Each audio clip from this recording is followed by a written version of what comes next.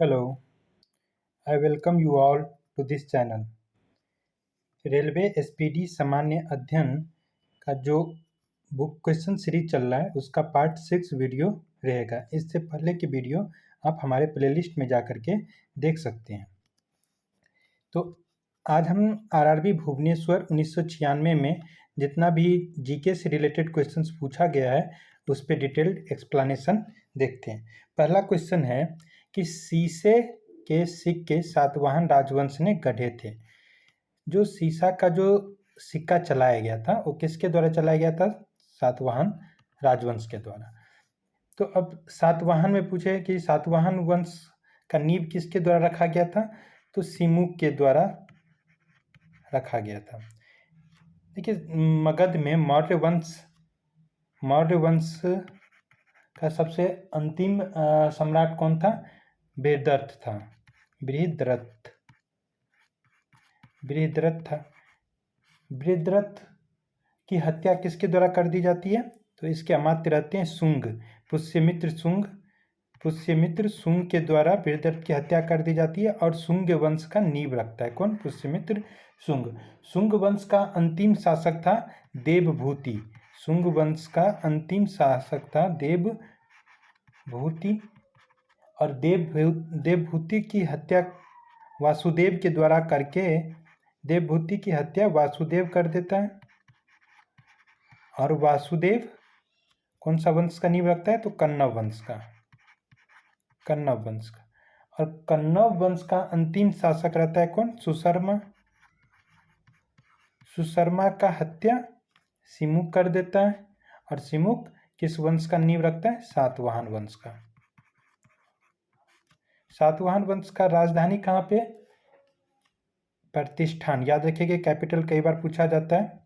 जो इम्पोर्टेंट राजवंश है उससे जो रिलेटेड कैपिटल्स हैं वो भी पूछा जाता है।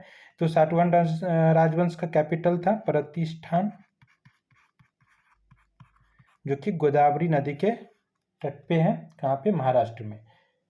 तो ये याद रखना है। कितने ईस्वी में सिमुक ने सातवाहन वंश की नींव रखी थी? तो 60 BC में। इतना पॉइंट आपको याद रखना है। ये क्रोनोलॉजिकल ऑर्डर आपको याद रखना है क्योंकि इसमें पूछा जाएगा कि कौन सा वंश पहले आया और कौन सा वंश बाद में आया।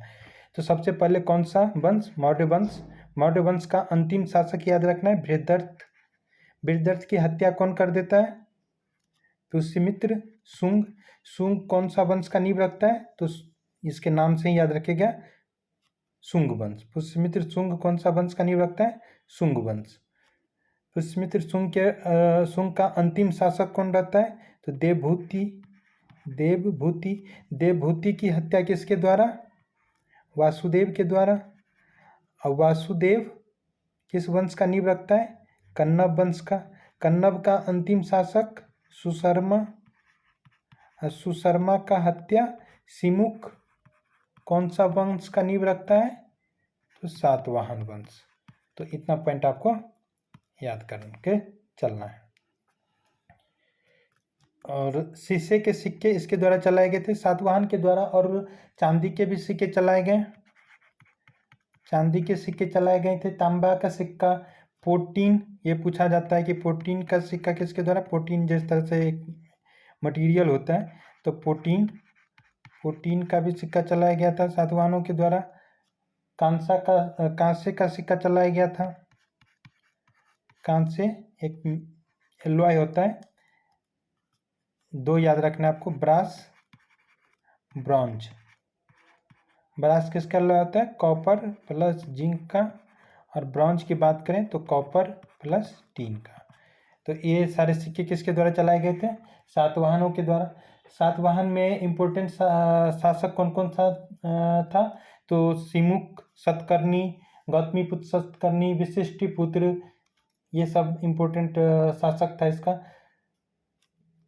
एक नाम पूछता है सातवाहन वंश, जैसे कि पिछले एग्जाम में पूछा गया था कि सातवाहन वंश के एक साहित्यकार हाल थे और गुणाढ्य थे। इनके द्वारा जो रचना किया गया था, हाल और गुणाढ्य के द्वारा, इनकी रचना के बारे में पूछ लिया जाता है। तो हाल के द्वारा जो रचना किया गया था वो था गाथा सप्तशती। गाथा सप्तशती और गुणाद्य के द्वारा रचना की गई थी वृहत कथा की। वृहत कथा, गाथा सप्तशती हाल के द्वारा और गुणाद्य के द्वारा वृहत कथा। सबसे पहले सातवाहनों ने ही ब्राह्मणों को भूमि दान देना स्टार्ट किया था। ब्राह्मणों को भूमि दान देने की प्रथा सबसे पहले किसके द्वारा चलाया गया? तो सातवाहनों के द्वारा चलाया गया था। इतना पॉइंट आप याद रखिएगा। नेक्स्ट क्वेश्चन है कि समुद्रगुप्त के इलाहाबाद स्तंभ हरिसेन के द्वारा लिखे गए थे। समुद्रगुप्त का एक स्तंभ लेख है जिसको हम प्रयाग प्रशस्ति भी कहते हैं। एग्जाम में पूछता है कि प्रयाग प्रशस्ति किसका है? तो समुद्रगुप्त का। किसके द्वारा रचित है? हरिसेन के द्वारा। हरिसेन कौन था? तो समुद्रगुप्त का राजकवि था हरिसेन। समुद्रगुप्त गुप्ता पीरियड से रिलेटेड है। गुप्ता पीरियड का नींव किसके द्वारा रखा गया था? श्री गुप्त के द्वारा। गुप्ता पीरियड में जो महत्वपूर्ण शासक जैसे चंद्रगुप्त वन, चंद्रगुप्त प्रथम, इसने महाराजा धीराज की उपाधि धारण की थी। इसके बाद समुद्रगुप्त को भारत का नेपोलियन कहा जाता है। भारत, एग्जाम में पूछेगा कि भारत का नेपोलियन किसको कहा जाता है? तो भारत का नेपोलियन समुद्रगुप्त को किसके द्वारा कहा गया? B.A. स्मिथ एक इतिहासकार थे, उसके द्वारा कहा गया भारत का नेपोलियन। चंद्रगुप्त द्वितीय ने विक्रमादित्य की उपाधि धारण की थी। तो ये पॉइंट याद रखना है। विक्रमादित्य की उपाधि चंद्रगुप्त द्वितीय, महाराजा धीराज की उपाधि चंद्रगुप्त वन। कुमार गुप्त ने नालंदा विश्वविद्यालय का स्थापना किया था। नेक्स्ट क्वेश्चन है, बच्चा मनुष्य का पिता होता है, यह बात किसके द्वारा कहा गया था? तो विलियम वर्ड्सवर्थ एक कवि थे, इनके द्वारा कहा गया था। कितने ईस्वी में? 1802 ईस्वी में। आपको यह स्टेटमेंट याद रखना है कि बच्चा मनुष्य का पिता होता है। ये पूछ लेता है एग्जाम में कि बच्चा मनुष्य का पिता होता है, यह बात किसके द्वारा कहा गया था? विलियम वर्ड्सवर्थ के द्वारा कहा गया था। नेक्स्ट क्वेश्चन है कि भारत में दलहीन जनतंत्र की वकालत सबसे पहले किसने की थी? देखिए, दलहीन जनतंत्र का क्या होता है? जैसे कि अभी निर्दलीय चुनाव होता है, मतलब जो किसी दल के तरफ से नहीं चुनाव लड़ता है, अपना सिंगल नामांकन करा करके चुनाव लड़ सकता है, तो उसे दलहीन जनतंत्र, उसे ही दलहीन कहते हैं। तो दलहीन जनतंत्र की वकालत सबसे पहले किसके द्वारा किया गया था? ये किया गया था जयप्रकाश नारायण के द्वारा, JP। नेक्स्ट क्वेश्चन है, मतदाताओं को परिचय पत्र प्रदान करने की व्यवस्था 1975 के चुनाव कानून के संशोधन में किया गया। चुनाव कानून में संशोधन किया गया था 1975 में, जिसमें मतदाताओं को परिचय पत्र प्रदान किया गया। तो ये याद रखना है कि परिचय पत्र प्रदान करने की जो व्यवस्था है कब स्टार्ट किया गया? 1975 में। चुनाव जो इलेक्शन है कितने आर्टिकल में आता है? आर्टिकल 324। एक अमेंडमेंट याद रखिएगा, 61st अमेंडमेंट, 61वां अमेंडमेंट, जिसमें कहा गया था कि जो मत देने का जो अधिकार है एडल्ट का, वो 21 वर्ष से घटा के कितना कर दिया? 18 वर्ष कर दिया गया। तो अभी हमारे देश में जिस भी व्यक्ति का उम्र 18 साल हो गया हो, वो स्वेच्छा से किसी भी व्यक्ति को मत दे सकता है। तो कितने अमेंडमेंट के साथ? 61 कॉन्स्टिट्यूशन का 61st अमेंडमेंट हुआ था उसके तहत। नेक्स्ट क्वेश्चन है, संविधान के संशोधन में राज्यसभा और लोकसभा का अधिकार बराबर होता है। संसद हमारे संविधान के आर्टिकल 79 में रखा गया है। आर्टिकल 80 में राज्यसभा है और 81 में लोकसभा के जो विशेषताएं उसके बारे में वर्णन किया गया है। तो कहा गया कि जो संशोधन है ना, उसमें राज्यसभा और लोकसभा दोनों का अधिकार बराबर होगा। संशोधन में, संशोधन आर्टिकल कितना में? 368 संविधान के भाग पार्ट कितने में? 20 में है। और ये संविधान का जो संशोधन है कहाँ से लिया गया? तो जर्मनी के संविधान से लिया गया, जर्मनी के संविधान से। आर्टिकल 368 के अंतर्गत संशोधन को रखा गया, अमेंडमेंट को। टोटल, ठीक है, इतना पॉइंट याद रखना है। अमेंडमेंट 368 जर्मनी के संविधान से लिया गया। और यहीं पे पूछे कि जो मनी बिल है उसमें अधिक पावर किसके पास होता है? तो लोकसभा अध्यक्ष के पास होता है। नेक्स्ट क्वेश्चन है, स्टेट ड्यूटी एक प्रकार का राज्य कर है। स्टेट ड्यूटी कैसा कर है? तो राज्य कर है। दामोदर नदी घाटी की स्थापना 1948 में की गई थी। यदि क्वेश्चन में पूछे कि बताओ स्वतंत्र भारत का पहला नदी घाटी परियोजना या बहुउद्देशीय परियोजना पहला भारत का कौन सा है? तो दामोदर नदी घाटी परियोजना है। कितनी ईस्वी में बन के तैयार हुआ था? 1948 ईस्वी में से चालू किया गया था। तो पहला कौन सा है? दामोदर नदी घाटी परियोजना। नेक्स्ट क्वेश्चन है कि ऑस्ट्रेलिया महाद्वीप में एक भी ज्वालामुखी नहीं है। वोल्केनो जो है सो ऑस्ट्रेलिया महाद्वीप में एक भी नहीं है, ये याद रखना है। ज्वालामुखी जब विस्फोट होता है, वोल्केनो कहीं पे विस्फोट होता है तो उस वोल्केनो से सबसे ज़्यादा अधिक मात्रा में क्या निकलता है? जलवाष्प। सबसे अधिक पूछे क्या निकलेगा? तो जलवाष्प सबसे अधिक मात्रा में निकलता है। उसके बाद और गैस भी निकलता है, जैसे SO2 निकलेगा, हाइड्रोजन गैस निकलता है, कार्बन डाइऑक्साइड निकलता है। अब एग्जाम में ये पूछा जाता है, 3 तरह के वोल्केनो मेनली होता है। एक होता है एक्टिव वोल्केनो जो अभी भी जारी हो, एक होता है डोरमेंट, जिसे हिंदी में परसुप्त कहते हैं, डोरमेंट वोल्केनो। डोरमेंट वोल्केनो क्या होता है कि जो कभी कभी जिसमें उद्गार होता हो उसे। एक्टिव वोल्केनो क्या हो गया? जो कि हमेशा इसमें से लावा निकलता रहेगा। और डोरमेंट हो गया कि इसमें कभी कभी इसमें उद्गार होगा और लावा इससे निकलेगा। और एक होता है एक्सटिंक्ट, निष्क्रिय ज्वालामुखी, एक्सटिंक्ट, इसमें लंबे समय से इसमें लावा न निकला। तो ये हो गया 3 तरह के मेनली वोल्केनो होते हैं। एक्टिव वोल्केनो की बात करें तो पूछेगा किलायू। किलायू कौन सा वोल्केनो है? तो किलायू एक्टिव वोल्केनो है जो कि अमेरिका में है। कहाँ पे किलायू? कहाँ पे है? अमेरिका में, हवाई द्वीप पर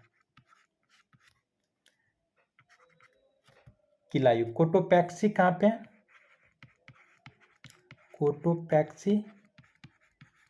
कोटोपैक्सी है इक्वाडोर में, कोटोपैक्सी इक्वाडोर। माउंट इरेबस यह है अंटार्कटिका में, माउंट इरेबस अंटार्कटिका में।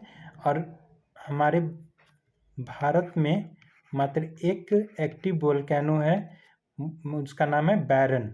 बैरन कहाँ पे है? अंडमान निकोबार में, अंडमान में। तो आपको याद रखना है बैरन सिर्फ मात्र एक भारत में एक्टिव है, जो कि एग्जाम में पूछा जाएगा, कई बार पूछा भी गया है। तो बैरन कहाँ पे है? अंडमान निकोबार में। यदि हम बात करें डोरमेंट की तो ये फ्यूजियामा जापान में है, फ्यूजियामा। उसके बाद इंडोनेशिया में एक है, इंडोनेशिया में है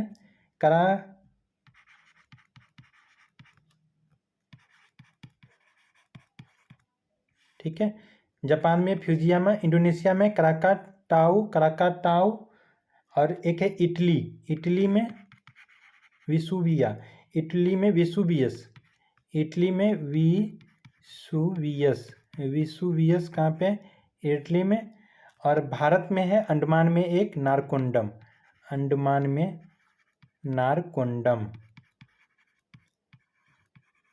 नारकोंडम। तो ये 3 को याद रखना है। बैरन कहाँ पे है? अंडमान में, जो कि एक्टिव है। और अंडमान में एक और है नारकोंडम जो कि डोरमेंट में है, मतलब प्रसुप्त ज्वालामुखी के अंतर्गत आता है। शांत एक्सटिंक्ट ज्वालामुखी पूछेगा तो पोपा है म्यांमार में, पोपा म्यांमार में। एकांकागुआ, एकांकागुआ ये है एंडीज में। और किलीमंजारो, किलीमंजारो जो कि अफ्रीका की सबसे ऊंची चोटी है। किलीमंजारो कहाँ पे? अफ्रीका में। उसके बाद कोह सुल्तान एक है ईरान में, ईरान में याद रखना है कोह सुल्तान, कोह सुल्तान। तो इतना ज्वालामुखी है। देखें ज्वालामुखी में एक क्वेश्चन और पूछता है कि एसिडिक और बेसिक। देखिए कोई भी ज्वालामुखी जो लावा निकलेगा ज्वालामुखी से, तो जो लावा जो ज़्यादा एसिडिक होगा, एसिडिक होगा तो उसमें क्या होगा कि वो बहुत स्पीड से जमेगा।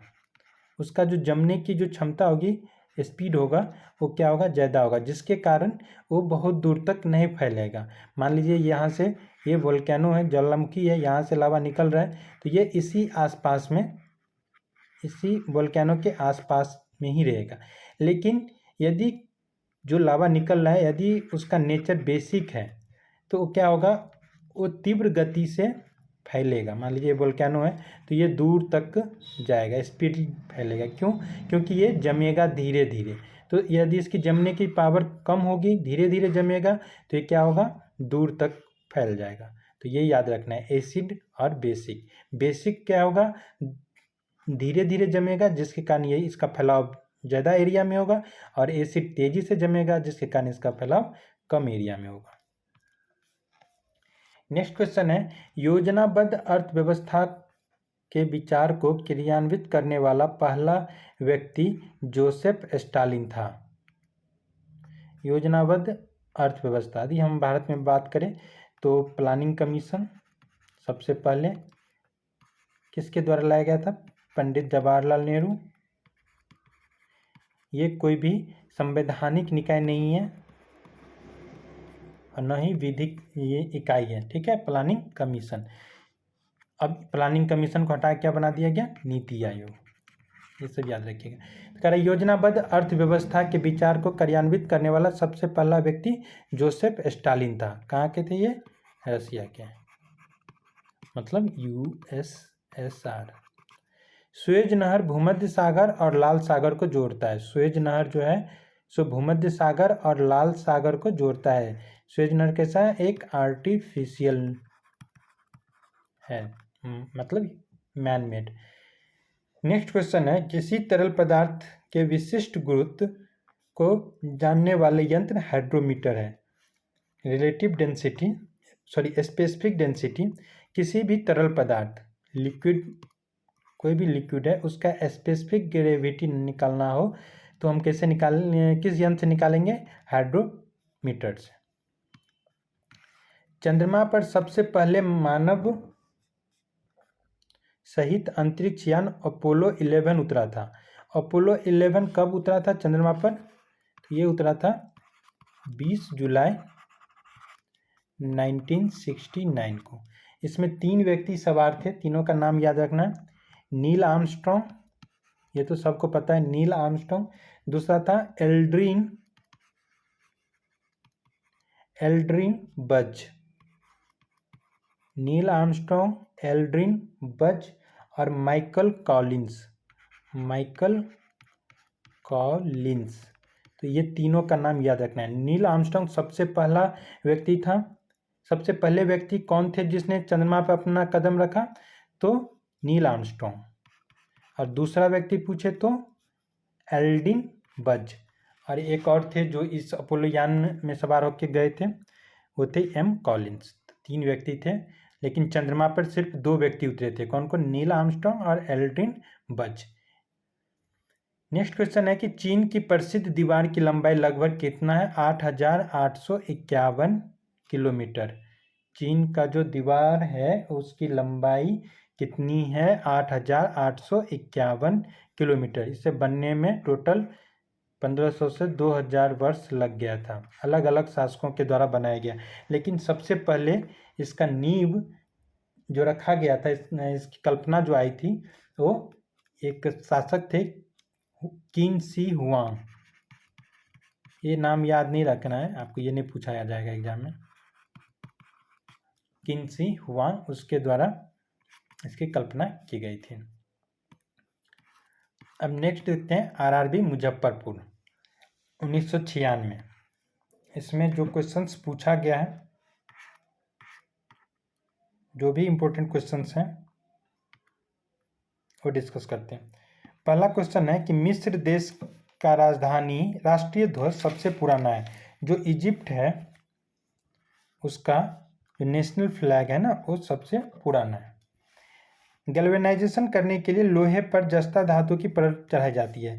जैसे कोई लोहा का रॉड है तो इसमें क्या होगा, जंग लग जाएगा। बीतने समय अंतराल के बाद क्या होगा, इसमें लोहे के रॉड पे जंग लग जाएगा। तो इसी जंग को हटाने के लिए, जंग से बचने के लिए एक जिंक का परत इस लोहे के धातु पर चढ़ा देते हैं। इससे इस प्रोसेस को क्या कहते हैं, गैल्वेनाइजेशन। मतलब अब इस लोहा का जो रॉड था उसको क्या कर दिए, गैल्वेनाइज्ड कर दिए, एक जिंक की परत चढ़ा दी। अब इसमें क्या होगा, जंग नहीं लगेगा। तो इसमें किस धातु का यूज करते हैं, उपयोग करते हैं जिंक का। जंग लगने से यदि मान लीजिए कोई एक लोहा का रॉड है, एग्जाम में पूछता है क्वेश्चन, यदि इसमें जंग लग गया तो इस लोहे का जो भार होगा वो बढ़ेगा कि घटेगा, तो याद रखना क्या होगा, बढ़ जाएगा। नेक्स्ट क्वेश्चन है डिगो गार्सिया हिंद महासागर का द्वीप है। डिगो गार्सिया कहाँ का द्वीप है, हिंद महासागर का। देखिए टोटल यदि महासागर की बात करें, जो ये भी पूछता है कि प्रशांत महासागर है उसका आकार कैसा है, पैसिफिक ओशियन, उसका आकार है त्रिभुजाकार, उसका आकार त्रिभुजाकार है।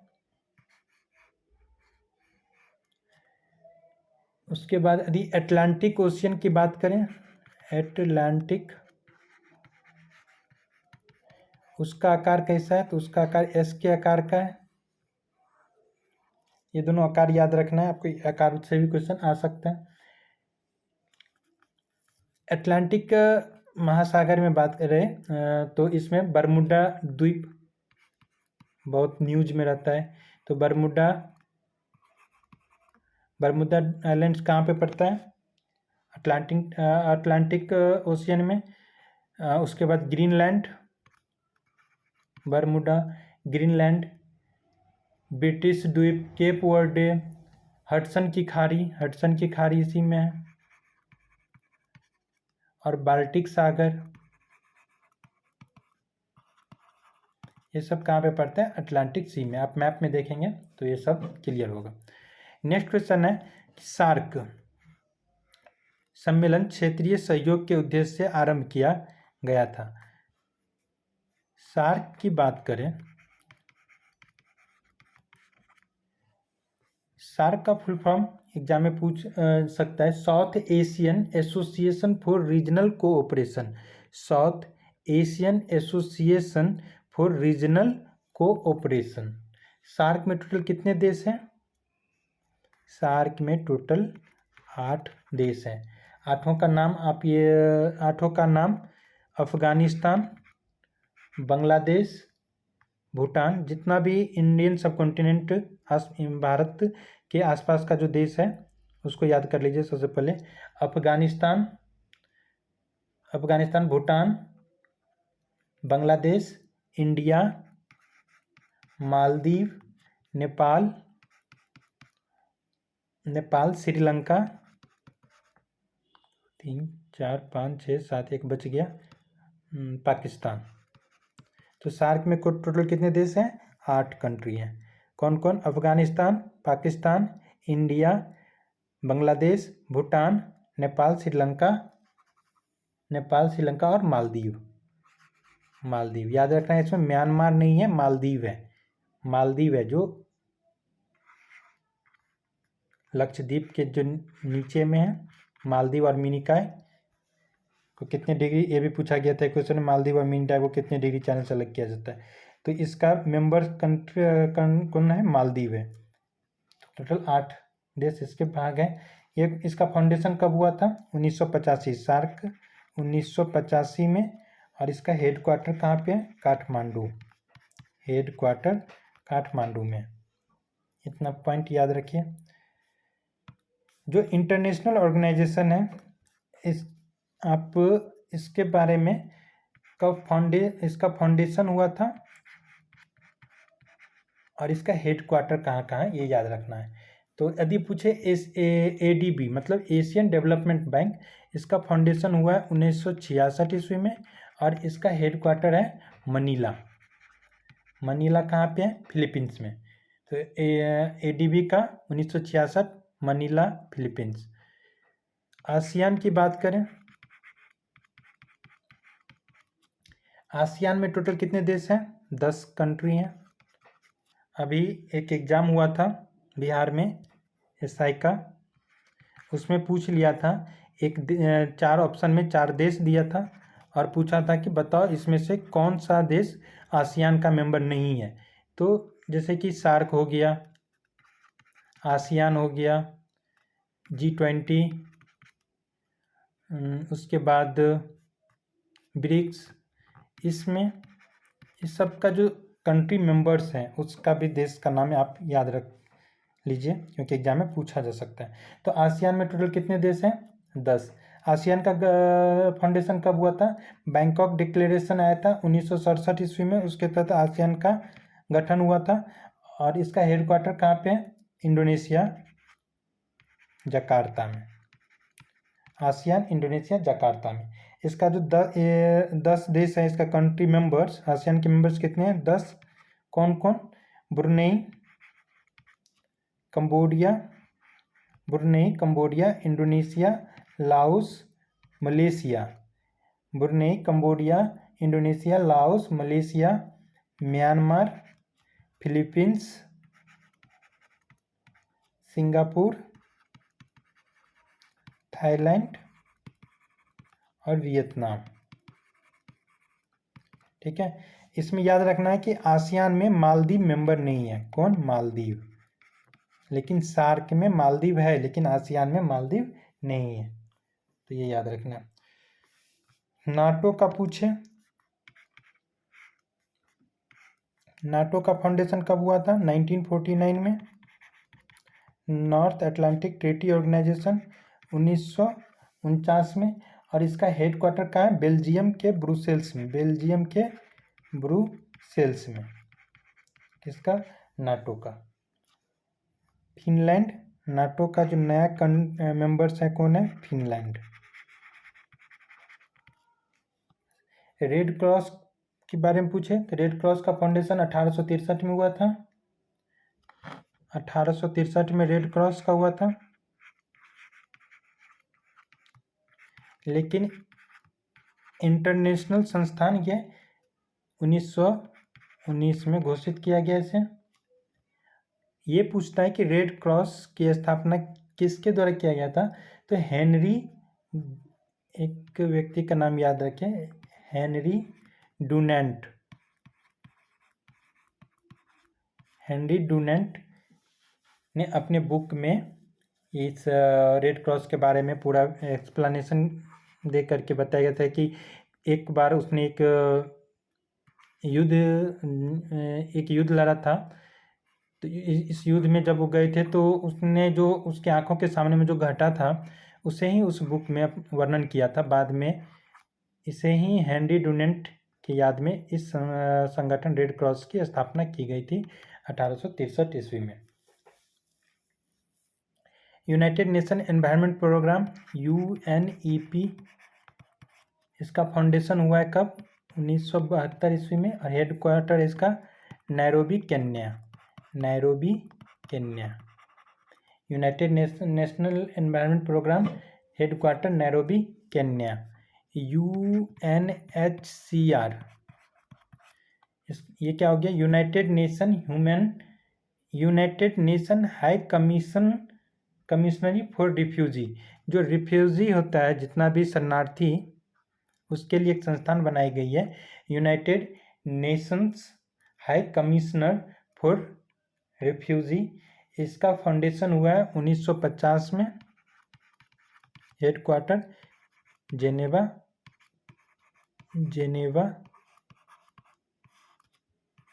स्विट्जरलैंड। UNHCR 1950 Geneva Switzerland. ये पूछे IAEA international atomic energy agency. International atomic energy agency, इसका फाउंडेशन है 1957 1957 और इसका हेडक्वार्टर वियना ऑस्ट्रिया में। IAEA 1957, हेडक्वार्टर वियना ऑस्ट्रिया में। और ब्रिक का तो पता है, brick BRICS, Brazil, Russia, India, China, south Africa. 2009 में इसका गठन किया गया।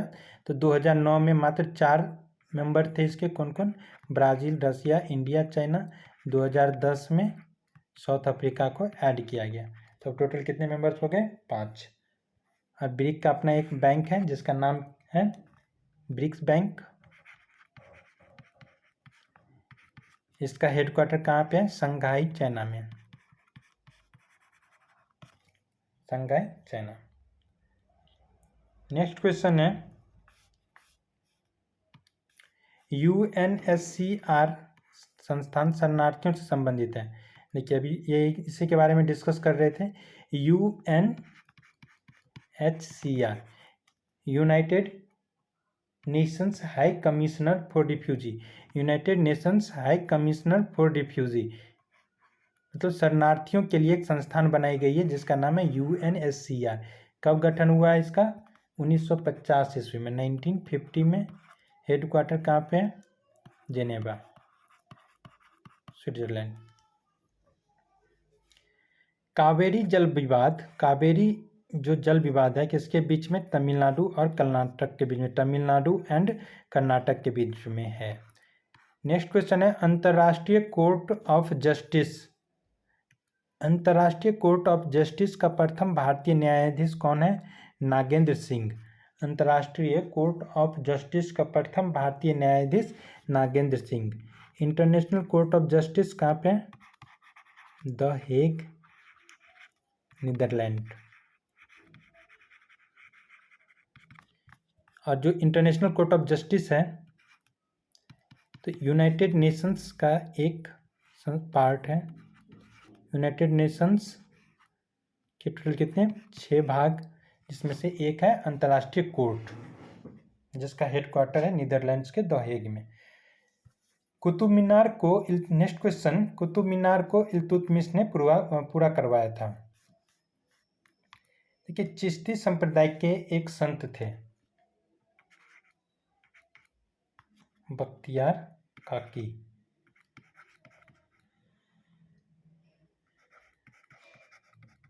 बख्तियार काकी। बख्तियार खिलजी अलग था और ये जो थे बख्तियार मोहम्मद बख्तियार काकी, तो इन्हीं के याद में कुतुबुद्दीन ऐबक ने कुतुब मीनार की नींव रखी थी। लेकिन कुतुब मीनार को पूरा करवाने का कार्यक्रम पूरा किसके द्वारा करवाया गया? इल्तुतमिश के द्वारा करवाया गया। इल्तुतमिश कौन था? तो कुतुबुद्दीन ऐबक जो था उसका गुलाम था। गुलाम वंश का नींव किसके द्वारा रखा गया? कुतुबुद्दीन ऐबक के द्वारा। कितने ईस्वी में? 1206 ईस्वी में। 1206 से 1210 ईस्वी तक ये शासक रहा। टोटल दिल्ली सल्तनत की बात करें तो इसमें जो वंश आया था, सबसे पहले आया गुलाम वंश, जिसे मामलुक वंश भी कहते हैं। उसके बाद आया खिलजी वंश, तुगलक वंश, सैयद वंश, लोदी वंश। तो इतने सारे वंश दिल्ली पे राज किए। इल्तुतमिश ने इक्ता प्रथा स्टार्ट किया था, इक्ता सिस्टम। इल्तुतमिश की एक बेटी थी जिसका नाम था रजिया सुल्तान। रजिया सुल्तान। रजिया सुल्तान भारत में शासन करने वाली एकमात्र महिला शासक थी, एकमात्र महिला शासक रजिया सुल्तान। कब से कब तक? 1236 से लेकर के 1240 तक। अल्तुनिया को इसने अल्तुनिया को भटिंडा टबर हिंद कहते थे। अल्तुनिया को, एक मिनट, अल्तुनिया को रजिया ने तबर हिंद का इक्ता नियुक्त किया था। कहाँ का? तबर हिंद, मतलब भटिंडा का। लेकिन अल्तुनिया ने वहाँ पे विद्रोह कर दिया। इसी विद्रोह को दबाने के लिए रजिया अल्तुनिया के पास जाती है, भटिंडा, और यहाँ पे उसने अल्तुनिया से शादी करके जब दिल्ली वापस आती रहती है तो कैथल में, हरियाणा में पड़ता है, कैथल हरियाणा में पड़ता है। यहीं पर जाटों के द्वारा कैथल में ही कुछ व्यक्ति ने रजिया सुल्तान और अल्तुनिया का हत्या कर देता है कैथल में। तो यह इतना पॉइंट याद रखना है। इल्तुतमिश किसका गुलाम था? कुतुबुद्दीन ऐबक का। इक्ता प्रथा किसके द्वारा चलाया गया? तो इल्तुतमिश के द्वारा। इक्तादारी व्यवस्था की शुरुआत किसके द्वारा किया गया था? इल्तुतमिश के द्वारा किया गया था। नेक्स्ट क्वेश्चन था। अब नेक्स्ट क्वेश्चन है, अंत्योदय का विचार जयप्रकाश नारायण ने दिया था। अंत्योदय का विचार किसने दिया था? सबसे पहले तो जयप्रकाश ने दिया था। भारतीय प्रशासनिक सेवा लॉर्ड कॉर्नवालिस के शासन में प्रारंभ हुआ था। भारतीय प्रशासनिक सेवा लॉर्ड कॉर्नवालिस के शासन में प्रारंभ हुआ था। जितने भी वायसराय हैं, मतलब 1757 ईस्वी में जब प्लासी का युद्ध हुआ और रॉबर्ट क्लाइव को बंगाल का पहला गवर्नर बनाया गया, बंगाल का गवर्नर, उस वहाँ से लेकर के 1947 तक जितने भी गवर्नर या भारत का गवर्नर जनरल या वायसराय बने, सभी के बारे में आप हमारे प्लेलिस्ट में जा करके घटना चक्र का एक प्लेलिस्ट है जिसमें घटना चक्र के जितने भी क्वेश्चंस हैं सभी क्वेश्चंस को मैं इसी तरह से डिस्कस किया हूँ। तो वहाँ पे जा करके आप सारा वायसराय को पढ़ सकते हैं, देख सकते हैं। नेक्स्ट क्वेश्चन है, नेपोलियन बोनापार्ट फ्रांस का निवासी था। नेपोलियन, जैसे नेपोलियन नाम आप इतिहास में बहुत फेमस है, जैसे पढ़ेंगे कि भारत का नेपोलियन कौन है, तो समुद्रगुप्त है।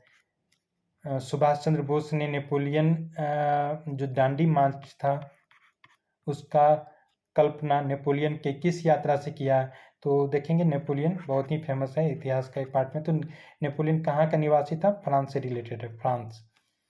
अंत्योदय कार्यक्रम का मुख्य उद्देश्य अत्यधिक गरीबों का विकास है।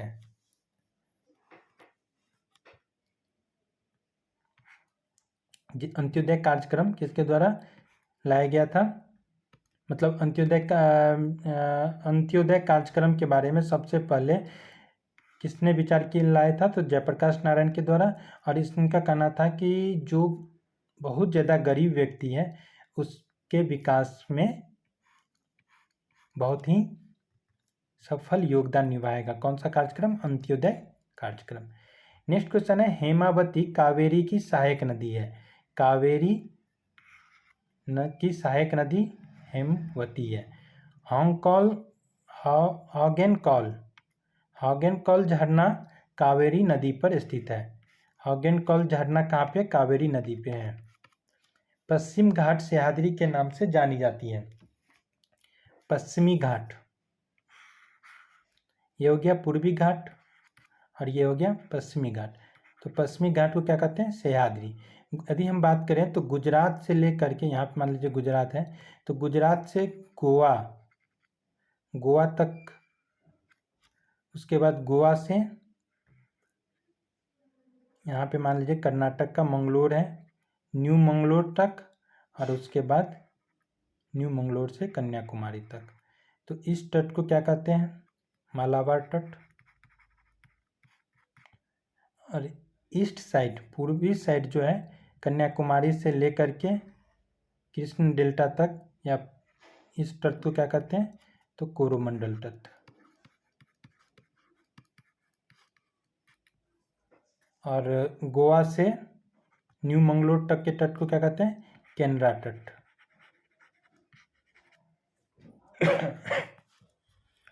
बस आज इतना रखते हैं। अब नेक्स्ट लेक्चर में आरआरबी मुंबई 1996 से जो इम्पोर्टेंट क्वेश्चंस हैं उसे पढ़ेंगे। Thank you. Please like, subscribe and share this channel.